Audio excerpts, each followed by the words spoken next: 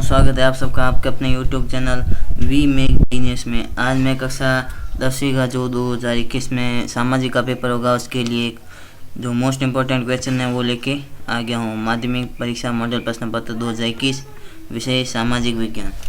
ठीक है, तो वीडियो शुरू करने से पहले रिक्वेस्ट है हमारे चैनल को सब्सक्राइब कर दीजिए, लाइक कीजिए तथा शेयर कीजिए तथा नए हैं तो बेल आइकन को दबा दीजिए, जिससे हमारा कोई भी वीडियो अपलोड होते ही हम तुरंत आपके पास पहुंच जाएगा। हमने अपने चैनल पर 10वीं और 12वीं के लिए जो भी विषय हैं उन सबके मोस्ट इम्पोर्टेंट क्वेश्चन के वीडियो अपलोड कर दिए हैं, आप वहां पर जाके देख सकते हैं। तो शुरू करते हैं आज का पेपर, मतलब मोस्ट इम्पोर्टेंट क्वेश्चंस। आप देख सकते हैं विषय सामाजिक विज्ञान, ठीक है, और परीक्षार्थी के लिए सामान्य दिशा निर्देश। ठीक है, आगे चलते हैं। निर्देश आप देख लेना क्या है। ये निर्देश हैं, बोर्ड पेपर में भी सेम टू सेम निर्देश रहेंगे, कोई फर्क नहीं होगा निर्देशों में। और प्रश्न किस हिसाब से आप ये भी देख लेना, कौन से प्रश्न कितने नंबर के हैं ये सब बताया हुआ है यहाँ पर। ठीक है, और प्रश्न संख्या 20 से 28 तक में आंतरिक विकल्प है। ठीक है, मतलब प्रश्न संख्या 20 से लेकर 28 तक जितने भी प्रश्न है वो सब प्रश्न ऑप्शन में चयनात्मक। ठीक है, तो शुरू करते हैं आज का पेपर। पहला है खंड प्रश्न संख्या 1। निम्नलिखित प्रश्नों में से दिए गए सही विकल्प का चयन कर अपने उत्तर पुस्तिका में लिखिए। ठीक है, प्रत्येक प्रश्न 1 अंक का है। तो पहला प्रश्न है, मौर्य वंश का संस्थापक कौन था? जो मौर्य वंश का संस्थापक था वो कौन था? ये तो सबको आता ही है। 4 ऑप्शन दिए हुए, इनमें से आपको एक पढ़ना है, तो इसका सही आंसर क्या होगा? Option number A, Chandragupta Maurya. दूसरा प्रश्न है, यदि आप गुप्त कालीन लौह स्तंभ देखना चाहते हैं तो आप निम्न में से किस स्थान पर जाएंगे? लौह स्तंभ कहाँ है? इसका सही आंसर क्या होगा? दिल्ली में। ठीक है, तो हम दिल्ली जाएंगे। लौह स्तंभ देखना है तो हम कहाँ जाएंगे? दिल्ली जाएंगे। तीसरा का है, निम्न में से भूमध्य सागर व लाल सागर को मिलाने वाली नहर कौन सी है? अर्थात वो कौन सी नहर है जो भूमध्य सागर व लाल सागर को मिला देती है? तो ये आपके लिए आप कर देना अपने मन से, मतलब आपको ये सब प्रश्नों तक का कॉपी पासबुक में और किताब में मिल जाएंगी। मैं सभी प्रश्नों के उत्तर नहीं बताऊंगा, क्योंकि यदि मैंने सबके उत्तर बताए तो वीडियो बहुत बड़ा हो जाएगा। ये सब प्रश्न आपको अपने उत्तर पुस्तिका में पासबुक में मिल जाएंगे 100%। इसके प्रश्न और उत्तर भी मिल जाएंगे। 14 प्रश्न है, भाखड़ा नागल परियोजना निम्न में से किस नदी पर स्थापित है? जो भाखड़ा नागल परियोजना है वो कहाँ पर स्थापित है? तो क्या सही आंसर क्या होगा? आंसर स, सतलज नदी पर। ठीक है, और 5वां प्रश्न है, निम्न में से कौन सा युग्म सुमेलित नहीं है? आपको यहाँ पर 4 युग्म दिए गए हैं, तो उनमें से सुमेलित कौन सा नहीं है वो आपको बताना है। कौन सा सुमेलित नहीं है आप कर देना। तो इसमें बता देता हूँ, फतेह सागर जोधपुर में नहीं है, ये गलत है। ठीक है, बाकी तीनों सही है, सही सुमेलित है। 6वां प्रश्न है, अंग्रेजी शब्द डेमोक्रेसी का हिंदी अनुवाद निम्न में से कौन सा है?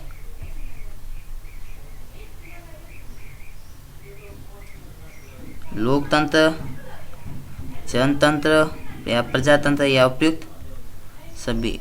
ये तो वेरी इजी है, तीनों लोकतंत्र, जनतंत्र, प्रजातंत्र तीनों एक ही तो है। तो आप समझ जाना इसका क्या आंसर होगा।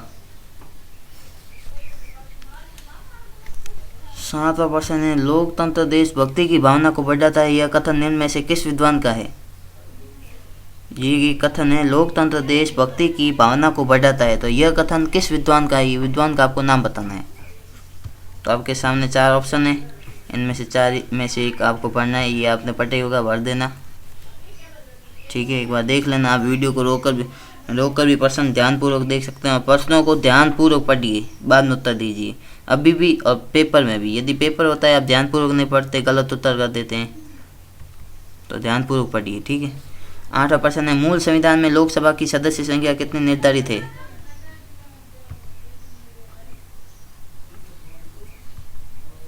4 ऑप्शन है, 500, 552, 530, 545। तो इसका सही आंसर क्या होगा? 552 संख्या 552, मतलब 552 सीटें निर्धारित है लोकसभा सदस्य के लिए। ठीक है, वर्तमान में कितनी है? तो वर्तमान में 545 है। ठीक है गाइस, फ्रेंड्स प्लीज़ हमारे चैनल को सब्सक्राइब कर दीजिए, अभी जाके अभी सब्सक्राइब कीजिए, लाइक कीजिए। बाद में आप नहीं करते हैं, बहुत से कर दे तो कोई नहीं करते। प्लीज़ आपके क्वेश्चन नहीं लगेगा, सब आपको सब्सक्राइब करना है, टच करना है बस, इससे आपको कोई फ़र्क नहीं पड़ेगा आपके। तो प्लीज़ अभी अथवा सब्सक्राइब कीजिए और लाइक कीजिए प्लीज़। नीचे आपको दिख ही रहा होगा सब्सक्राइब का बटन, प्लीज़ कर दीजिए सब्सक्राइब। नंबर प्रश्न है, कचरे को उपयोगी कच्चे माल के रूप में उपयोग करना कहलाता है। जो कचरा है उसे उपयोगी कच्चे माल के रूप में हम प्रयोग करते हैं, वो क्या कहलाता है? वेरी इजी प्रश्न है। आप एक बार 4 ऑप्शन है, बहुत सरल प्रश्न है, डैश वर्क में या पासबुक में मिल जाएगा आपको, तो देख लेना।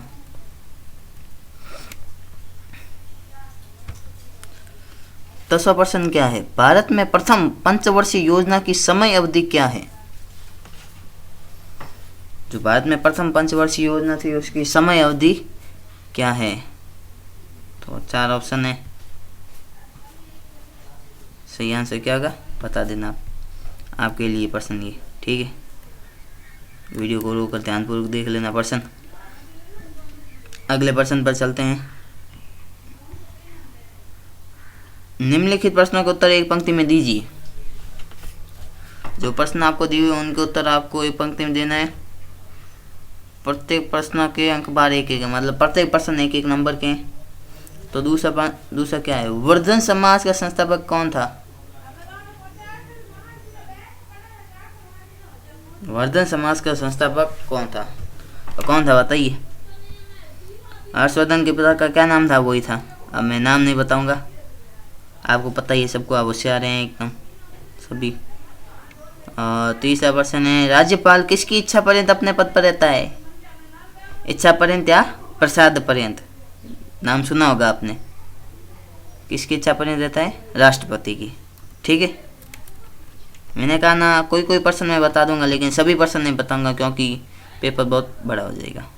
आप ही समझा करो यार, नहीं तो आपको कि आपने उत्तर नहीं बताया। उत्तर आपके पास है पासबुक में, तो वीडियो लंबा करने से कुछ मतलब नहीं। मैं आपके लिए मोस्ट इंपॉर्टेंट क्वेश्चन लिया है, वो आपको बता रहा हूँ, आपको और क्या चाहिए।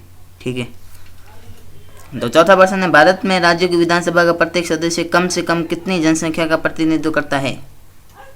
जो भारत में राज्य की विधानसभा का सदस्य होता है वो कितनी जनसंख्या का प्रतिनिधित्व करता है, वो आपको बताना है। 5वां प्रश्न है, राजस्थान के किस नगर को सीमेंट नगरी कहा जाता है? अरे यार वेरी इजी, किस नगर को कहा जाता है? सीमेंट नगरी। 6वां प्रश्न है, राष्ट्रीय विधिक सेवा दिवस कब मनाया जाता है? 24, आगे आप पता कर लेना, 24 या 25 ऐसी कुछ तारीख है। 7वां प्रश्न है, स्वच्छ भारत मिशन का कोई एक उद्देश्य बताइए। लो वेरी इजी क्वेश्चन और वेरी मोस्ट इंपॉर्टेंट क्वेश्चन भी है। क्या है एक उद्देश्य? अनेक उद्देश्य हैं, गाँव को स्वच्छ बनाना, गंदगी साफ करना, लोगों की बहुत है। निबंध नहीं पढ़ते आप, स्वच्छता अभियान उनमें है ना, उनमें से कोई भी एक लिख दीजिए। 8वां प्रश्न है, लोकतंत्र के एक रूप सामाजिक लोकतंत्र का क्या अर्थ है? जो लोकतंत्र के अनेक रूप है तो उनमें से एक रूप है सामाजिक लोकतंत्र, तो उसका क्या अर्थ है वो आपको बताना है। ठीक है, आगे चलते हैं अपने अगले बहुत इजी प्रश्न आगे, रिक्त स्थान वाले। ठीक है, यहाँ पर दिए गए प्रश्नों में रिक्त स्थान की पूर्ति कर उत्तर पुस्तिका में लिखिए। प्रत्येक प्रश्न 1 अंक का है। यहाँ आपको रिक्त स्थान दिए गए हैं, ये देख सकते हैं आप, खाली स्थान है। यहाँ पर आपको जो आंसर होगा वो भरना है। नंबर प्रश्न क्या है? भारत में तिलहन उत्पादन में राज्य का प्रथम स्थान है, मतलब तिलहन उत्पादन में किस राज्य का प्रथम स्थान है? तो वो यहाँ पर आपको भर देना है। आंध्र प्रदेश का है, तमिलनाडु का है, कर्नाटक का है। मैंने 3 ऑप्शन दिए, इनमें से एक है, तो आपको पता ही होंगे, तो वो भर देना। ग्राहम बेल ने खालिस्तान का आविष्कार किया था जिसने संचार की दुनिया में क्रांति ला दी। वेरी मोस्ट इंपॉर्टेंट और इजी क्वेश्चन, इजी तो नहीं है तभी इंपॉर्टेंट है। तो यहाँ पर आपको क्या भरना है? टेलीफोन का आविष्कार किसने किया? ग्राहम बेल ने। तो यहाँ पर आएगा ग्राहम बेल ने टेलीफोन का आविष्कार किया जिसने संचार की दुनिया में क्रांति ला दी थी। 11 प्रश्न है, बाजरा उत्पादन की दृष्टि से देश का विश्व में प्रथम स्थान है। तो बाजरा उत्पादन की दृष्टि से कौन से देश का प्रथम स्थान है? भारत देश का, चाइना का, अमेरिका का? तो आप बताइए। आप एक मैंने बता दिया। ठीक है, आगे चलते हैं। खंड ब, प्रत्येक प्रश्न खंड ब आ गया। प्रत्येक प्रश्न कितने का है? 2-2 नंबर का। ठीक है, ओके। तो मौर्य काल में समाहर्ता के कार्य बताइए। जो मौर्य काल में वो अशोक समाहर्ता होता था, उसके क्या कार्य थे? राजस्व एकत्रित करना, ये कार्य होते थे उसके। तो उसके कार्य बताने आपको कोई 3 या 4 कार्य बता दीजिए। प्रश्न संख्या 13 वेरी इजी और वेरी मोस्ट इंपॉर्टेंट क्वेश्चन है, ध्यानपूर्वक देखिए। रॉलेट एक्ट को काला कानून क्यों कहा जाता है? जो रॉलेट एक्ट आया था उसे काला कानून क्यों कहा जाता है? क्यों कहा जाता है भाई? क्यों कहा जाता है बताइए। तो उसको काला कानून इसलिए कहा जाता है क्योंकि उसमें ये नियम था कि किसी को भी संदेह होने पर बिना अरेस्ट किया जा सकता है, गिरफ्तार किया जा सकता है, तथा उसे अपील और वकील की कोई इजाज़त नहीं थी। और इसके बारे में थोड़ा और लिख देना। 14 प्रश्न है, नकदी फसल क्या है? नकदी फसलें क्या है? कोई 2 नकदी फसलों के नाम लिखिए। जो होते हैं व्यापारिक, किसी औद्योगिक फसलें, व्यापारिक फसलें, तो इसमें नकदी फसलें क्या है? इन फसलों के नाम लिखिए। ठीक है,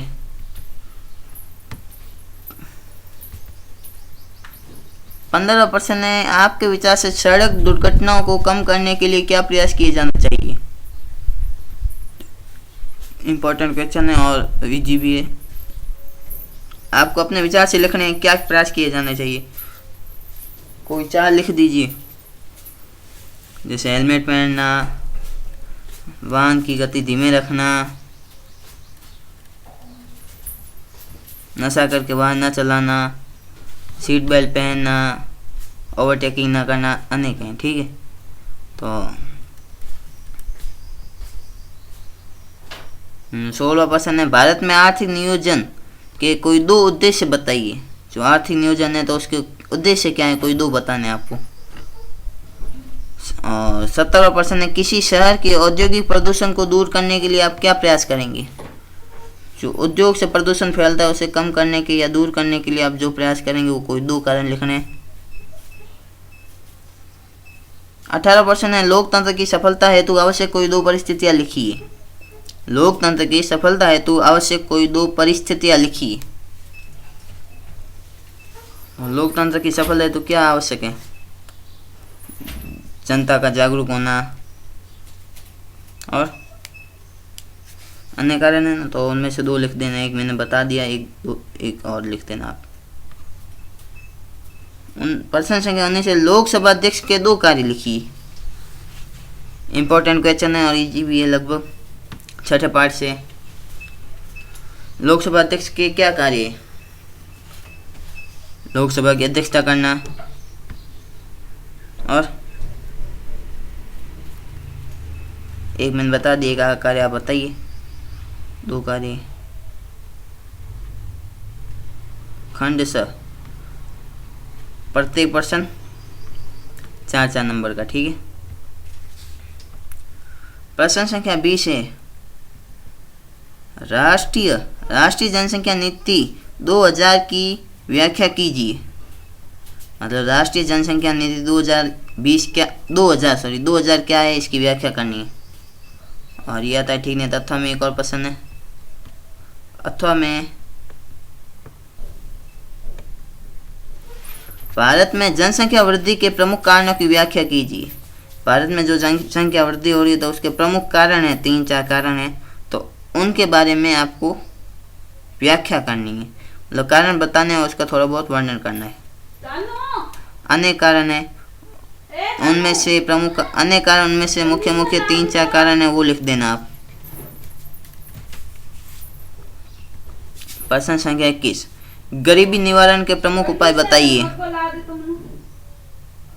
गरीबी निवारण के प्रमुख उद्देश्य, तो गरीबी निवारण के क्या उपाय, प्रमुख उपाय क्या क्या है वो आपको बताने हैं।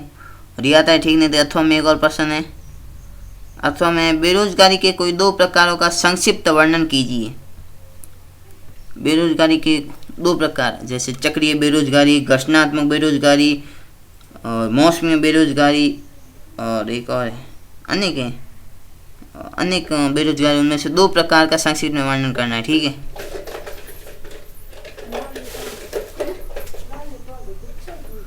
22वां, एक उपभोक्ता के रूप में आप कौन कौन से कर्तव्यों का निर्वहन करेंगे।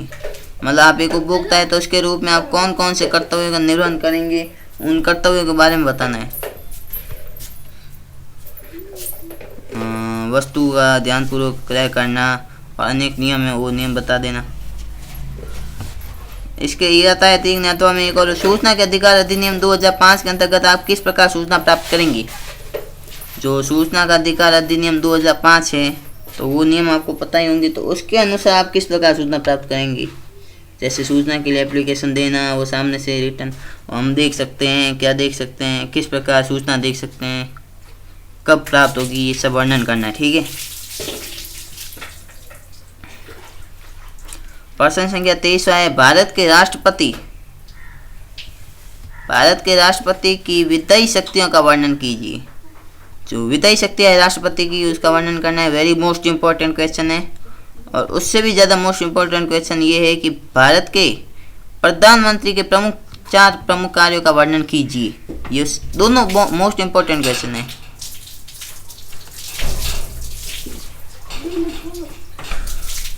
भारत के प्रधानमंत्री के 4 प्रमुख कार्यों का वर्णन कीजिए। तो जैसे वो राष्ट्रपति और सांसदों के बीच कड़ी का कार्य करता है, और वो मंत्रिमंडल की अध्यक्षता करता है, मंत्रियों की नियुक्ति करता है, उनमें कार्य विभाजन करता है। इन सब के बारे में, अन्य कार्य उनके बारे में आपको बताना है। खंड 2, प्रत्येक प्रश्न 5 नंबर का। ठीक। 24वां प्रश्न है, भारत के मानचित्र में निम्न अंकित कीजिए। भारत के मतलब ये जो आपको दिया, भारत के 5 प्रमुख कोयला क्षेत्र, जो भारत के 5 प्रमुख कोयला क्षेत्र हैं उनका वर्णन भारत के मानचित्र में आपको दर्शाना है। ठीक है। और ये आता है ठीक, नहीं तो इसके अर्थम में एक और है, भारत की 5 प्रमुख खनिज पेटियाँ। या तो मानचित्र में भारत के 5 प्रमुख कोयला क्षेत्र दर्शाइए, या फिर भारत की 5 प्रमुख खनिज पेटियों को दर्शाइए। 5% का है, 5 नंबर का है प्रश्न। 24वां प्रश्न हो गया। 25वां प्रश्न है, भारत के मानचित्र में निम्नलिखित ऐतिहासिक स्थलों को अंकित कीजिए। आपके पास भारत का मानचित्र है, उनमें आपको इनको अंकित करना है। एक तो दिल्ली, पहला है दिल्ली, और दूसरा है लखनऊ, तीसरा है झांसी, चौथा है कानपुर, 5वां बनारस। ये आता है ठीक, ये भी मानचित्र वाला है। आता है ठीक, नहीं तो में एक और है, इनको दर्शाना अमृतसर, बम्बई, जयपुर, गोरखपुर और कलकत्ता। तो मानचित्र के लिए आपको ये फ़ायदा हो गया कि मानचित्र के आपके कितने नंबर के अंक के मानचित्र आएगा, 10 नंबर का। 10 नंबर का मानचित्र का प्रश्न आएगा। ठीक है। 25वां प्रश्न हो गया। 25वां ज़्यादा ईजी है, इम्पोर्टेंट भी है मोस्ट। अगले प्रश्न की तरफ चलते हैं। अंतिम खंड है खंड य। प्रत्येक प्रश्न 6 नंबर का है। ठीक है। प्रश्न संख्या 26वां क्या है।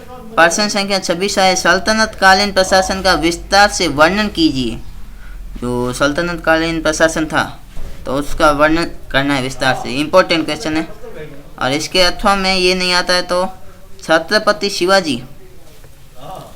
शिवाजी की प्रमुख उपलब्धियों का वर्णन कीजिए। ये भी वेरी मोस्ट इम्पोर्टेंट क्वेश्चन है। और जैसे छत्रपति शिवाजी की क्या क्या उपलब्धियाँ थी, उनकी विजय वगैरह वो वर्णन करना है। और ये आता है तो अथवा में एक और है, ये नहीं आता है तो अथवा में एक और है, हमीरदेव चौहान की प्रमुख उपलब्धियों का वर्णन कीजिए। ये भी मोस्ट इम्पोर्टेंट। ये तीसरा तो बहुत ज़्यादा मोस्ट इम्पोर्टेंट क्वेश्चन है, हमीरदेव वाला। तो उनकी जो प्रमुख उपलब्धियाँ थी वो बतानी है आपको। तीनों आप याद कर लेना। वीडियो को रोक कर देख सकते हैं। प्रश्न आप तीनों ये देख सकते हैं। अगले प्रश्न की तरफ चलते हैं। प्रश्न संख्या 27 क्या है, वैश्वीकरण की अवधारणा का विस्तार से वर्णन कीजिए। जो वैश्वीकरण की अवधारणा है तो उसका वर्णन करना है विस्तार से। आपको लगभग 1 या 1.5 पन्ने में आपको इसका वर्णन करना है। और इसके अथवा में भारतीय अर्थव्यवस्था में आर्थिक सुधारों का संक्षेप में वर्णन कीजिए। जो भारतीय अर्थव्यवस्था है उनमें आर्थिक सुधारों का संक्षेप में वर्णन करना है।